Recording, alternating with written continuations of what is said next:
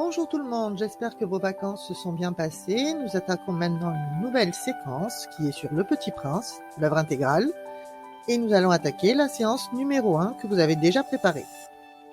Commençons par le grand 1, auteur, narrateur et personnage. Dans la première question, vous demandez qui était l'auteur du Petit Prince. L'auteur, c'est Antoine de Saint-Exupéry, un auteur du XXe siècle qui est né à Lyon et il a écrit Le Petit Prince en 1942. Il ne sera publié en France qu'après sa mort en 1946. Dans la deuxième question, on vous demandait à quelle personne l'histoire est racontée. L'histoire est racontée à la première personne du singulier, c'est-à-dire je. On peut le voir notamment au début, quand il dit « j'avais 6 ans »,« j'ai vu », mais on peut le voir aussi grâce aux adjectifs possessifs « mon ».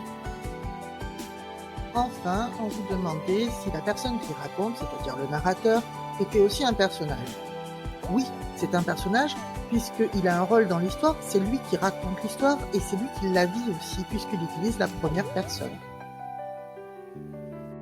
Passons maintenant au grand 2, le rôle de l'incipit. La première question vous demandait qui étaient les personnages présents dans l'histoire.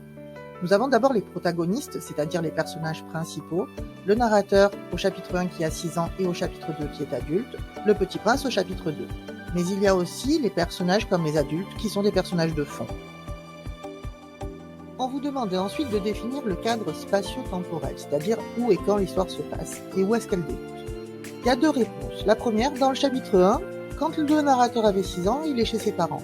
Mais pour moi, l'histoire commence vraiment dans le chapitre 2, lorsqu'il est adulte, 6 ans avant d'écrire l'histoire dans le Sahara. Enfin, on vous demandait de classer le livre selon un genre précis et de le prouver. Si on regarde que le premier chapitre, on pourrait dire que c'est une autobiographie. Quelqu'un raconte ses souvenirs, il est assez précis sur les dates, les lieux. Mais cependant, lorsque ce Petit Prince arrive, c'est quand même assez étrange. Est-il réel, est-il irréel? On ne sait pas vraiment. Passons maintenant au PAPL qui récapitule un petit peu tout ce que nous avons vu. Le début d'un roman, qu'on appelle aussi incipit, mot latin qui signifie « il commence », doit donner l'envie de poursuivre sa lecture. Les premières pages d'un roman mettent ainsi en place les éléments principaux de l'histoire. Le genre, les personnages, le lieu, l'époque, les événements qui se préparent. L'incipit permet également de savoir qui raconte l'histoire. En effet, dans un récit, on distingue l'auteur, le narrateur et les personnages. L'auteur, tout d'abord, c'est la personne qui écrit le livre et dont le nom figure sur la couverture. Il y a ensuite le narrateur, c'est celui qui raconte l'histoire. Il peut être un personnage, et dans ce cas, il raconte l'histoire à la première personne. Il peut être aussi externe à l'histoire et nous la raconter, donc cette fois-ci à la troisième personne. Et enfin, l'auteur peut raconter sa propre histoire, du coup il est auteur, narrateur et personnage, comme ici dans notre récit. Enfin, il y a les personnages. Les personnages, ce sont les personnes ou les créatures qui vivent les aventures qui sont racontées. Je vous rappelle juste que le protagoniste, c'est celui qui est le personnage principal ou l'un des personnages qui va faire avancer l'histoire.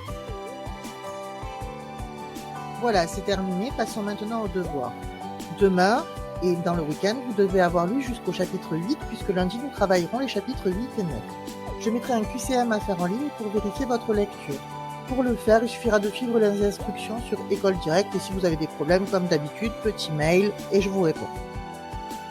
Voilà, c'est terminé. Passez une bonne journée et prenez soin de vous. À bientôt.